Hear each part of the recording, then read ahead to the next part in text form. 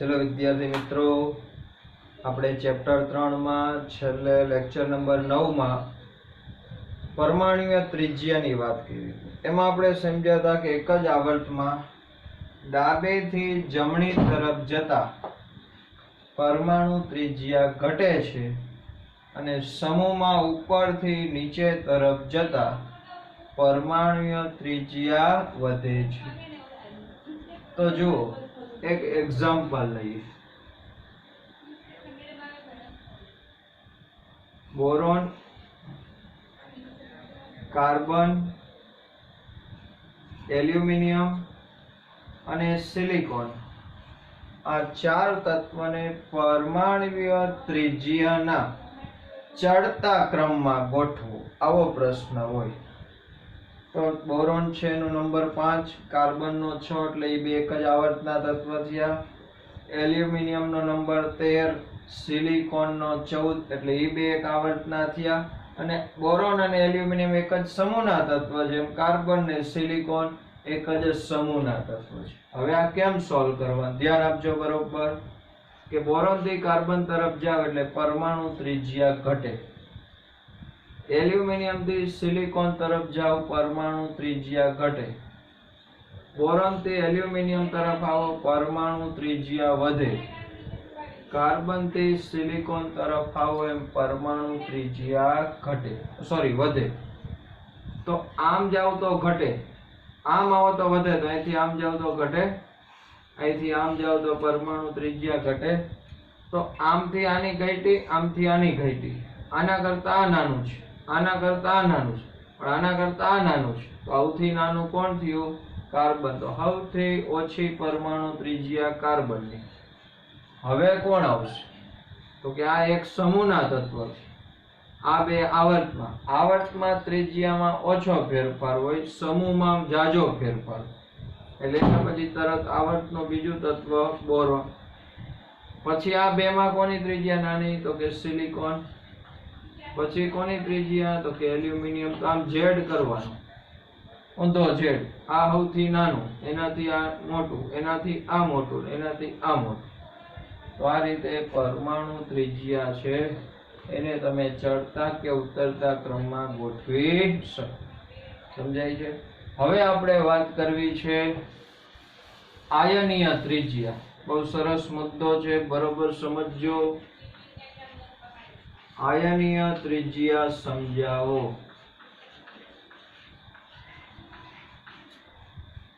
બરોબર ધ્યાન આપજો. આપણે જાણીએ છીએ કોઈ પણ તટસ્થ પરમાણુ હોય, તટસ્થ પરમાણુ ઇલેક્ટ્રોન ગુમાવી ધન આયનમાં રૂપાંતર પામે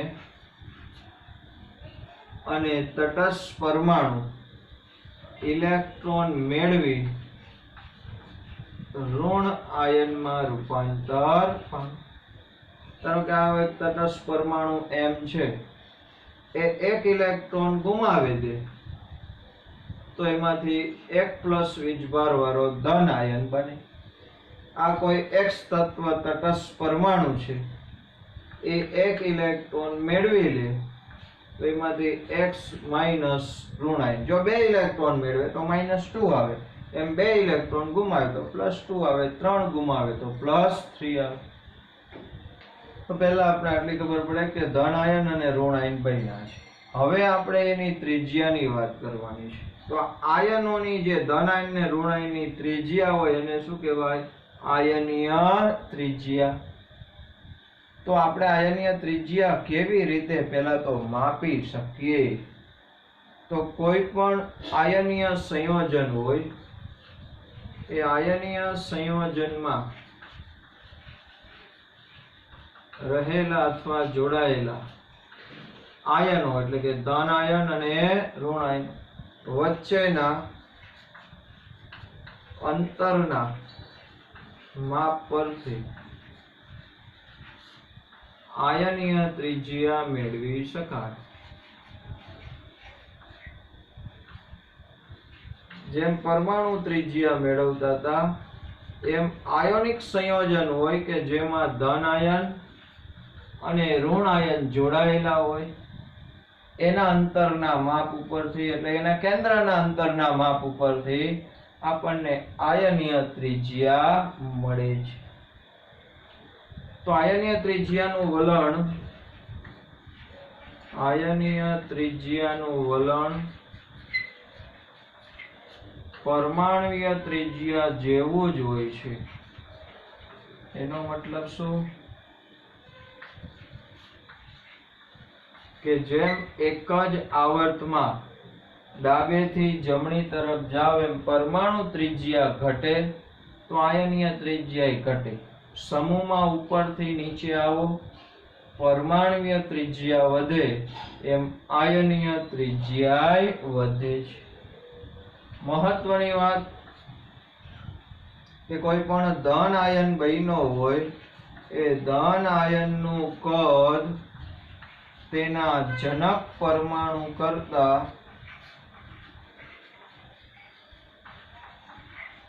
નાનું હોય છે. આ ખાસ યાદ રાખવાનું છે. કોનું? ધન આયનનું કદ એના જનક પરમાણુ કરતા નાનું એટલે કે ઓછું હોય છે. એ સમજો. ધારો કે કોઈ એક આ તટસ્થ પરમાણુ છે એમ, એમાંથી એક ઇલેક્ટ્રોન ગુમાવી એ ધન આયન બન્યો છે. તો આ મૂળ પરમાણુ કહેવાય, જેને જનક પરમાણુ કહેવાય. જનક એટલે જેમાંથી પિતા, જનક એટલે પિતા. તો આયન શેમાંથી બન્યો? એમ માંથી, એટલે આ એમ ને કહેવાય જનક પરમાણુ. તો અહીં કહેવાનો મતલબ એ છે કે M+ છે એની ત્રિજ્યા એ જેમાંથી બન્યો હોય એના કરતા નાની હોય. શું કામ નાની હોય? તો કે અહીંયા આયનમાં એટલે કે ધન આયનમાં ઇલેક્ટ્રોન દૂર થવાથી અસરકારક કેન્દ્રીય ધનવીજભાર વધે છે. આ કેન્દ્રીય ધનવીજભાર અસરકારક કોને કહેવાય એ આપણે ઉદાહરણ સમજીએ. દાખલા તરીકે સોડિયમ પરમાણુ છે. તો સોડિયમ પરમાણુમાં પ્રોટોનની સંખ્યા 11, ઇલેક્ટ્રોન 11 હોય. તો એના કેન્દ્રમાં 11 પ્રોટોન છે. એની પહેલી કક્ષામાં 2, બીજીમાં 8 ને ત્રીજીમાં 1 પરમાણુ. ટોટલ 11 ઇલેક્ટ્રોન છે. કેટલા? 11 ઇલેક્ટ્રોન. તો અહીંયા 11 પ્રોટોન છે અને 11 ઇલેક્ટ્રોનને ખેંચવાના છે, એટલે આવડું કદ છે.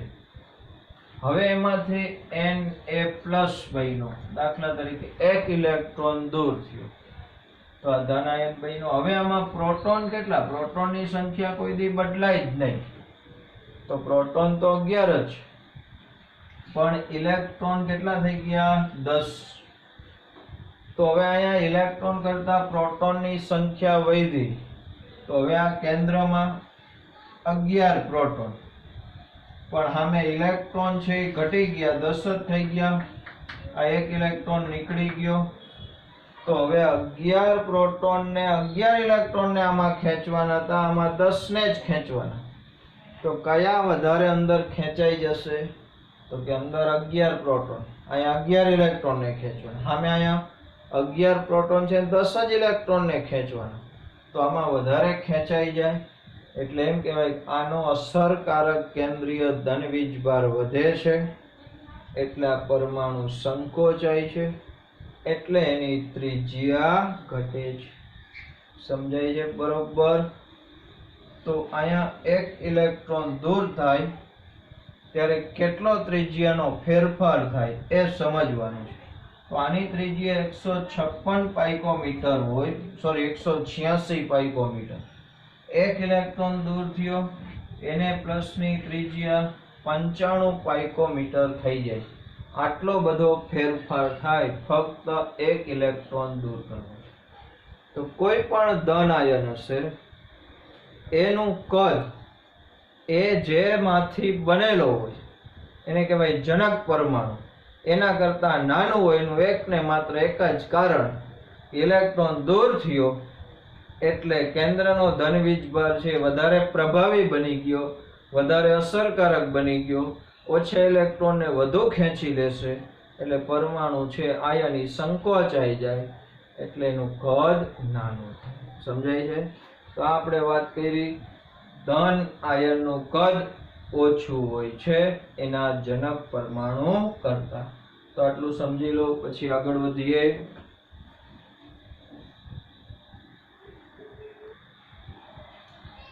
હવે આપણે વાત કરવી છે કે ઋણ આયનનું કદ તેના જનક પરમાણુ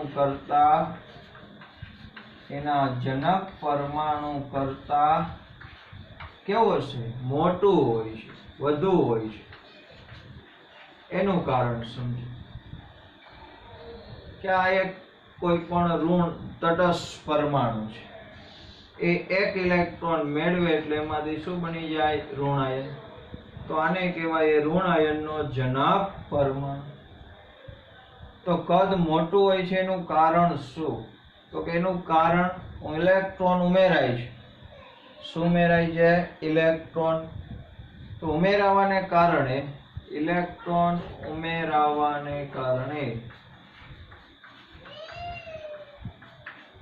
ઇલેક્ટ્રોન વચ્ચે અપાકર્ષણ થાય છે. શું થાય? ઇલેક્ટ્રોન વચ્ચે અપાકર્ષણ. સમજો, આપણે ઉદાહરણ લઈએ. દાખલા તરીકે આ ફ્લોરિન છે, તો ફ્લોરિનમાં 9 નંબર એટલે પ્રોટોન છે એની સંખ્યા 9 અને ઇલેક્ટ્રોનની સંખ્યા 9. પણ એ ફ્લોરિનમાંથી F- ઋણ આયન બન્યું ત્યારે પ્રોટોનની સંખ્યા તો 9 જ રહેવાની, પણ હવે ઇલેક્ટ્રોન કેટલા થઈ ગયા? 10.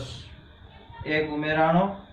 જો -2 વાળો આયન બનતો હોય તો 2 ઉમેરવા. હવે અહીંયા ફ્લોરિનનું કેન્દ્ર, એમાં 9 પ્રોટોન, પહેલી કક્ષામાં 2 ઇલેક્ટ્રોન, બીજી કક્ષામાં 7 ઇલેક્ટ્રોન હતા. કેટલા હતા? 7. હવે એમાંથી F- બન્યો તો એમાં શું થયું? તો કે કેન્દ્રમાં તો 9 પ્રોટોન જ છે, પહેલી કક્ષામાં 2 ઇલેક્ટ્રોન જ છે, પણ જે બીજી કક્ષામાં 7 હતા એની જગ્યાએ 8 થઈ ગયા, એક આવી ગયો. તો હવે નાની કક્ષામાં 7 સમાતા હતા એની જગ્યાએ 8મો આવ્યો એટલે ઇલેક્ટ્રોન વચ્ચે શું થાય? અપાકર્ષણ. એટલે ઇલેક્ટ્રોન એકબીજાથી દૂર રહેવાનો પ્રયત્ન કરશે અને ઇલેક્ટ્રોન દૂર જાય એટલે થોડા આગા જાય તો જ દૂર રહી શકે, કક્ષા મોટી થાય તો જ દૂર રહી શકે. જો નજીક હોય તો કેન્દ્ર જો કક્ષા નાની હોય તો ઇલેક્ટ્રોન વચ્ચેનું અંતર ઓછું રહે. પણ અહીંયા એક નવો ઇલેક્ટ્રોન આવ્યો એટલે અપાકર્ષણ થયું, એટલે બધા થોડા પાછળ હટ્યા. સર્કલ મોટું બનાવવું પડે એટલે મોટું સર્કલ બન્યું. અને કેન્દ્રનો ધન વીજભાર છે અસરકારક ધન વીજભાર ઘટ્યો કહેવાય. કેમ? તો કે આમાં 9 પ્રોટોન ને 9 ઇલેક્ટ્રોન ને ખેંચવાના હતા ટોટલ. અહીંયા પ્રોટોન 9 જ છે પણ સામે ઇલેક્ટ્રોન કેટલા થઈ ગયા? 10. એટલે આના જેટલું કેન્દ્ર દ્વારા આકર્ષણ લાગશે નહીં, એટલે આનું કદ વધે છે. તો આમાં ઇલેક્ટ્રોન વચ્ચે અપાકર્ષણ થાય અને કેન્દ્રનો વીજભાર છે હતો એટલો ને એટલો રહે, પણ પેલા જેટલી અસર આમાં થતી હતી એટલી નહીં થાય, એટલે કદમાં શું થાય છે? વધારો. આટલું સમજાય છે બરોબર? તો આથી આ ધન આયન અને ઋણ આયનની ત્રિજ્યા. બરોબર. હવે આપણે થોડાક સમ ઇલેક્ટ્રોનની આયનની વાત કરવી છે કે સમ ઇલેક્ટ્રોનીય આયનમાં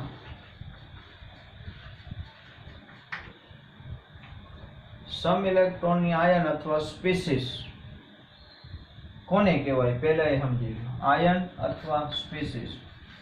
સ્પીસીસ એટલે ઘટક, જે પરમાણુ હોઈ શકે અથવા આયન. તો સમ ઇલેક્ટ્રોનીય સ્પીસીસ કોને કહેવાય? પહેલા એ સમજી લો. તો કે જેમાં ઇલેક્ટ્રોનની સંખ્યા સમાન હોય તેને સમ ઇલેક્ટ્રોનીય સ્પીસીસ કહેવાય. સ્પીસીસ એટલે ઘટક,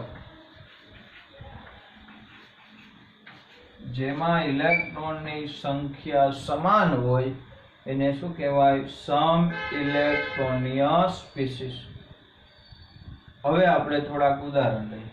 પેલા થોડાક બે ઉદાહરણ, Na+, Mg2+, અને Al3+, આ ત્રણ મેં લીધા અને ભેગું એક નિયોન લઈ લઉં. ચાલો,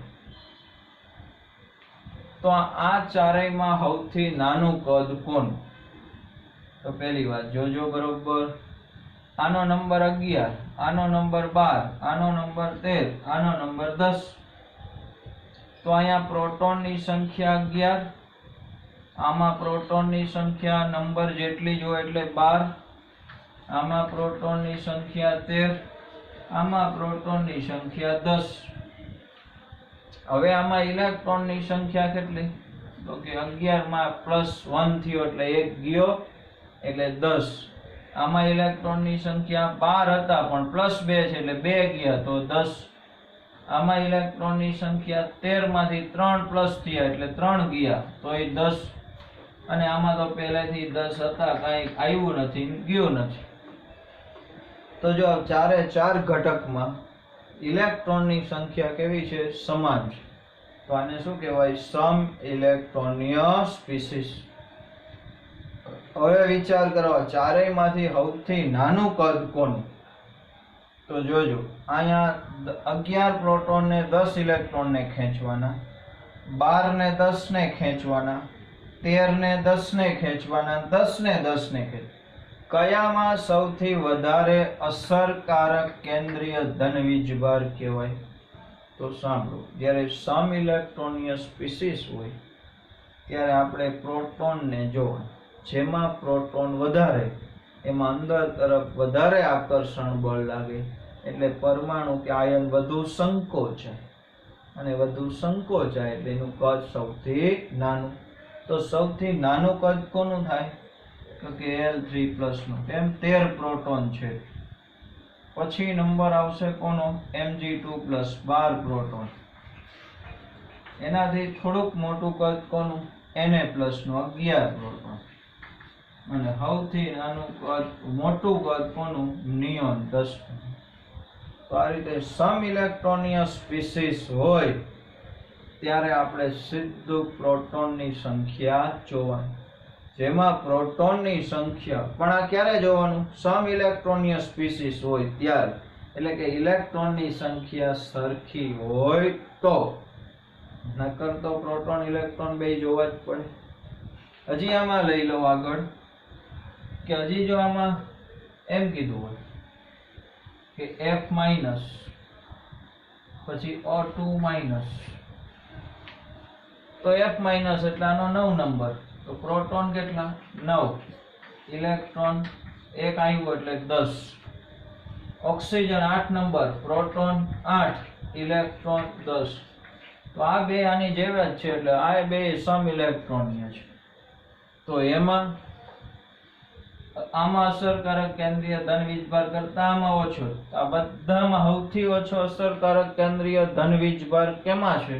તો કે ઓક્સિજન.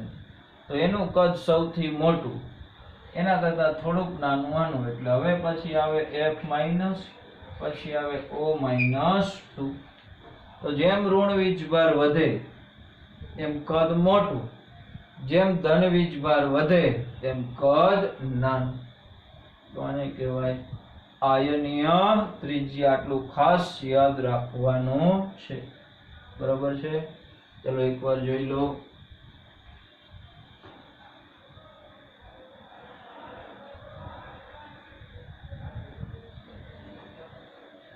ચાલો, કોયડો 3.5, Mg, Mg2+, Al, Al3+.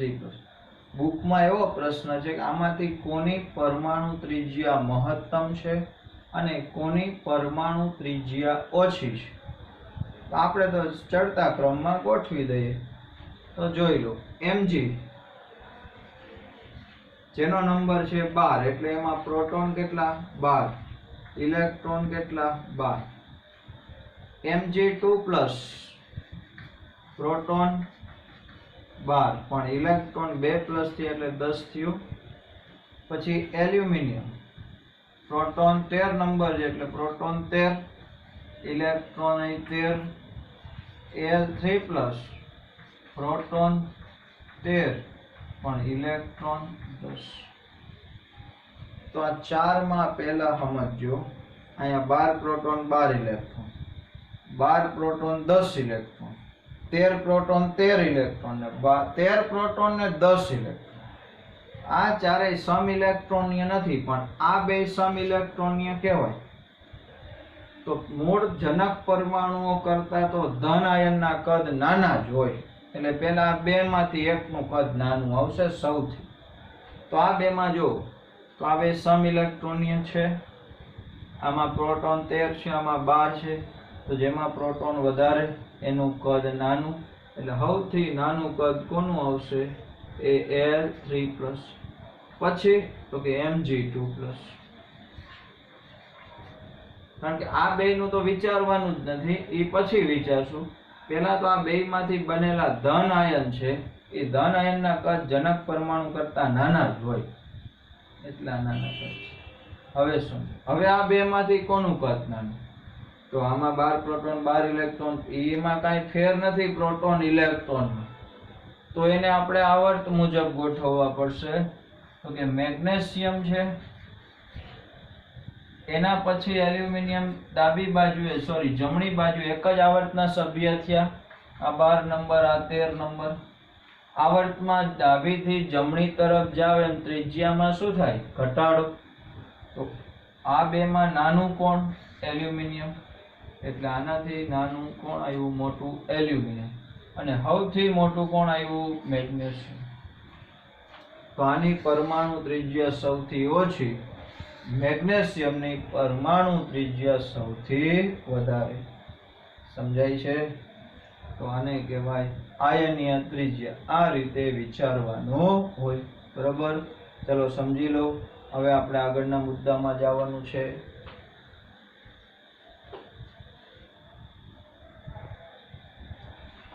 ચલો ત્યાર પછીનો બહુ જ અગત્યનો મુદ્દો છે મિત્રો, આયનીકરણ એન્થાલ્પી. એને ઇંગ્લિશમાં કહેવાય આયોનાઇઝેશન એન્થાલ્પી. એને દર્શાવાય ડેલ્ટા એચ. વચ્ચે આઈ લખવાનો, પણ આપણે બોલશું ડેલ્ટા એચ આઈ. આ એટલે આયોનાઇઝેશન નો આઈ. તો પેલા વ્યાખ્યા આપીએ, કોને આયનીકરણ એન્થાલ્પી કહેવાય? કે વાયુરૂપ તટસ્થ પરમાણુમાંથી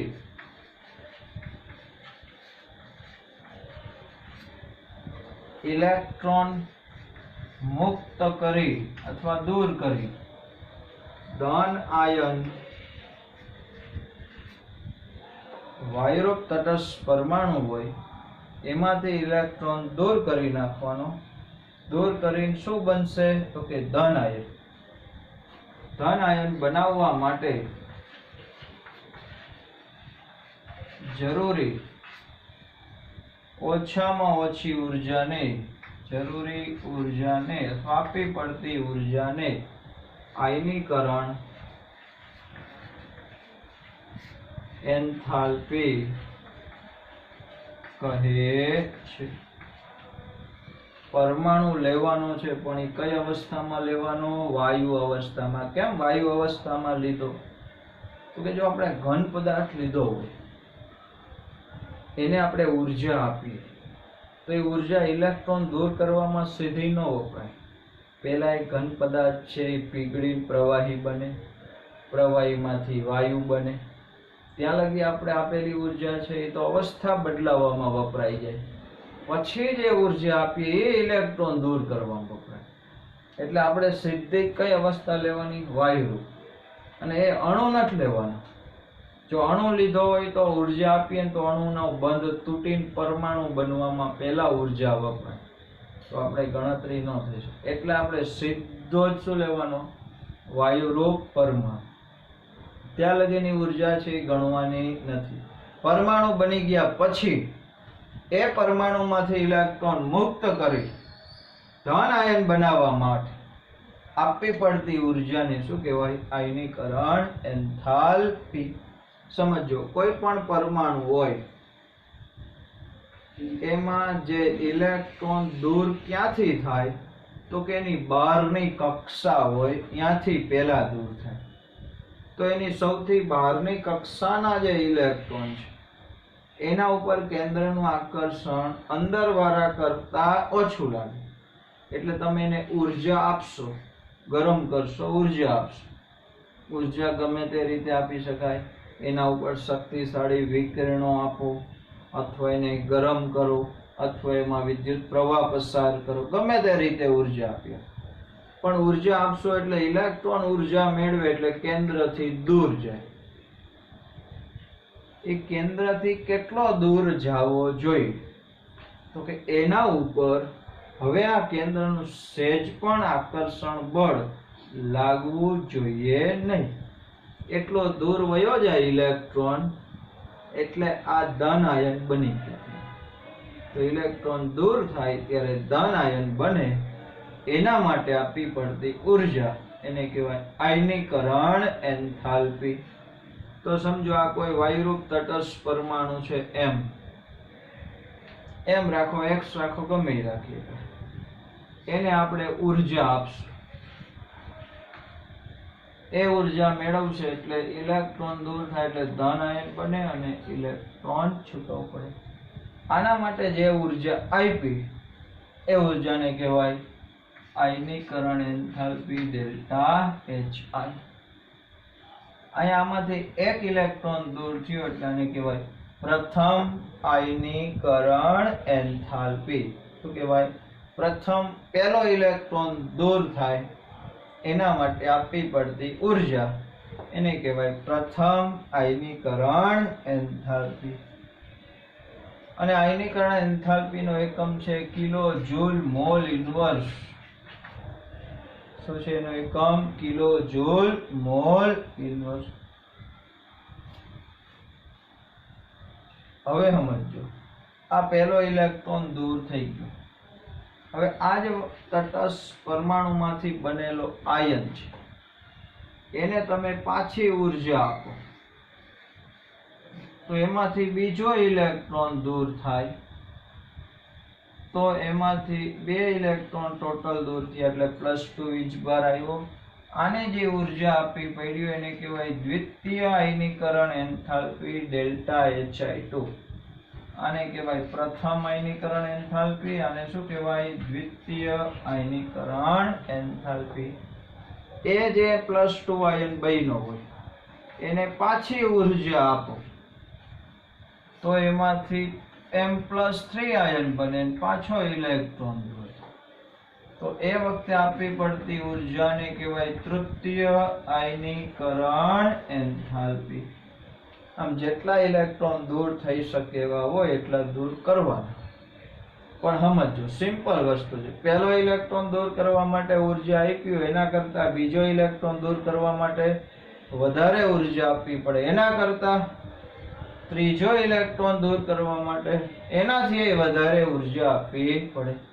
તો સમજો, પ્રથમ આયનીકરણ એન્થાલ્પી ડેલ્ટા HI1 છે, એના કરતા દ્વિતીય આયનીકરણ એન્થાલ્પી ડેલ્ટા HI2 નું મૂલ્ય વધારે હોય અને એના કરતા તૃતીય આયનીકરણ એન્થાલ્પી ડેલ્ટા HI3 નું મૂલ્ય વધારે હોય. કેમ વધારે હોય આપણે એક ઉદાહરણ દ્વારા સમજીએ. દાખલા તરીકે આ એલ્યુમિનિયમ છે, આ ઉદાહરણ લઉં છું. એમાં 13 પ્રોટોન અને 13 ઇલેક્ટ્રોન છે. કેટલા છે? 13. હવે મેં એને ઉર્જા આપી. પહેલો ઇલેક્ટ્રોન દૂર કરવા માટે ઉર્જા આપું છું એને હું કહું પ્રથમ આયનીકરણ એન્થાલ્પી. દાખલા તરીકે એક ઇલેક્ટ્રોન દૂર થયો એટલે અહીંયા - ઇલેક્ટ્રોન લખ્યું છે. તો શું બન્યું? Al+ બન્યું. હવે આ L+ માં પ્રોટોન કેટલા? તો કે એ તો 13 ના 13, પણ ઇલેક્ટ્રોન કેટલા થઈ ગયા? 12. તો અહીંયા 13 પ્રોટોન 13 ઇલેક્ટ્રોન ને ખેંચતો, તો અહીંયા 13 પ્રોટોન 12 ઇલેક્ટ્રોન ને ખેંચે.